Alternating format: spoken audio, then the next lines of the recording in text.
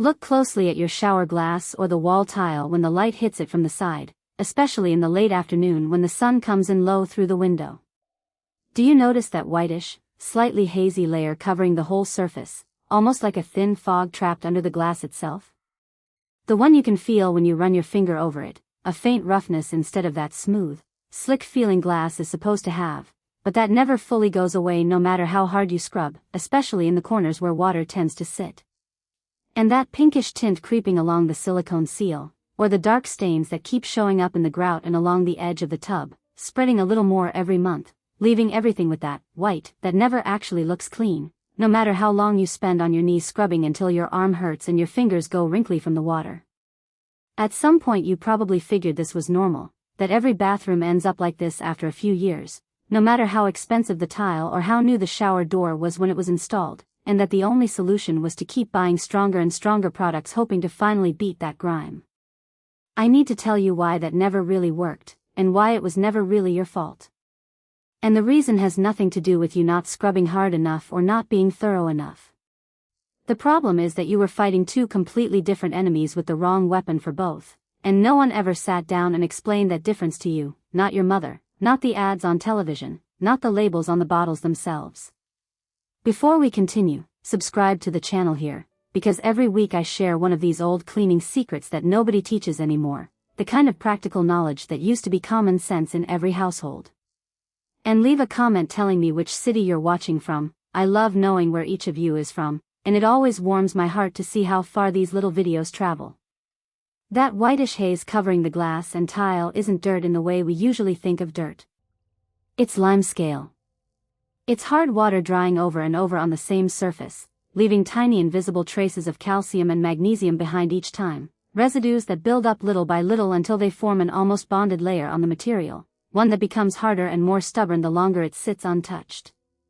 Those pink or dark stains that show up in the corners, along the caulking, or around the drain, on the other hand, are something completely different from limescale, even though they often get blamed on the same old dirt. That's living mold and mildew, spreading slowly through the moisture that never quite dries out between uses, feeding on the humidity that a poorly ventilated bathroom holds onto for hours. And here's the detail that changes everything, the one piece of information that would have saved you years of frustration if someone had told you sooner. No soap or detergent solves either of these two problems. Almost every product on that giant cleaning aisle, from the cheapest to the most expensive, is, at its core, some variation of soap, designed to remove loose surface dirt, grease, and body oils, nothing more. But limescale doesn't wash away with soap, it dissolves with a bit of acid, because it's a mineral deposit and minerals respond to chemistry, not to scrubbing pressure.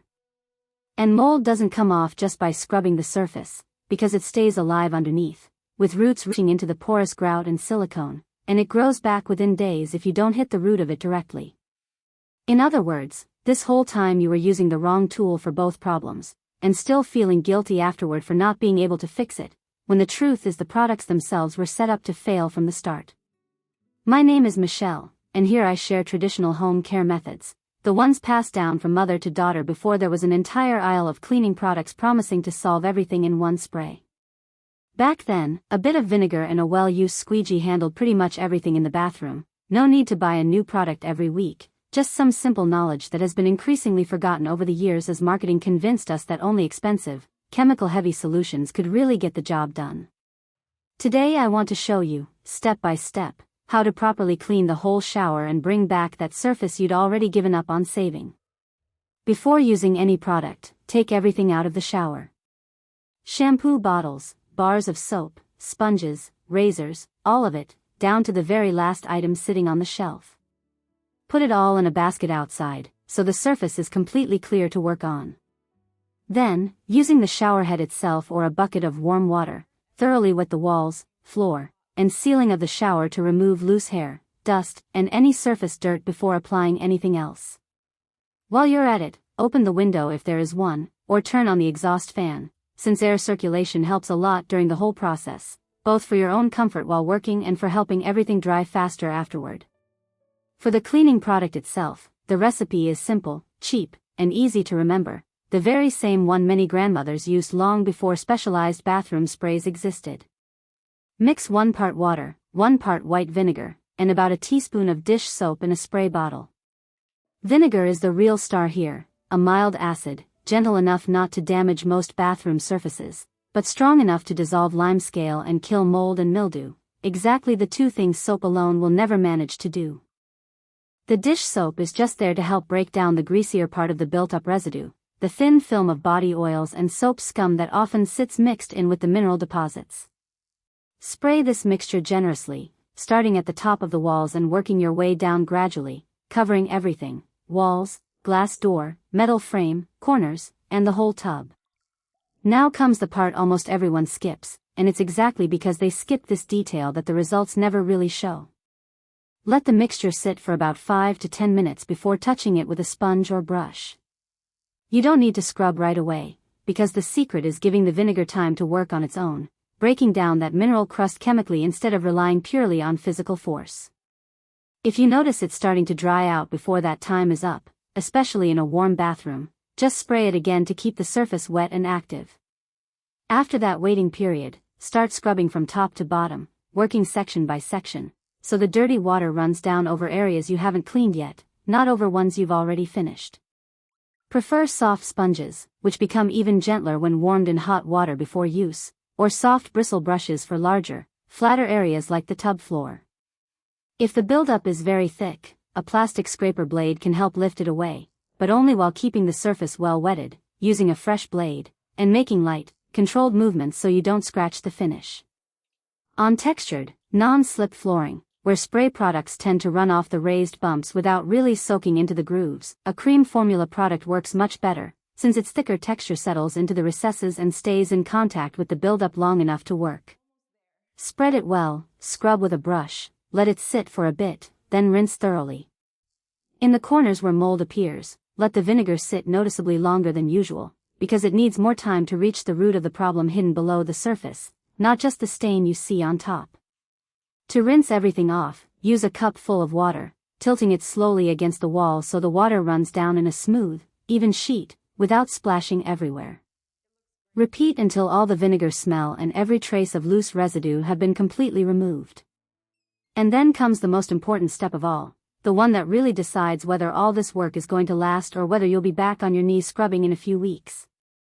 Dry everything thoroughly with well-wrung microfiber cloths, going over the glass, walls, ceiling, and every metal fixture until there isn't a single drop of standing water left.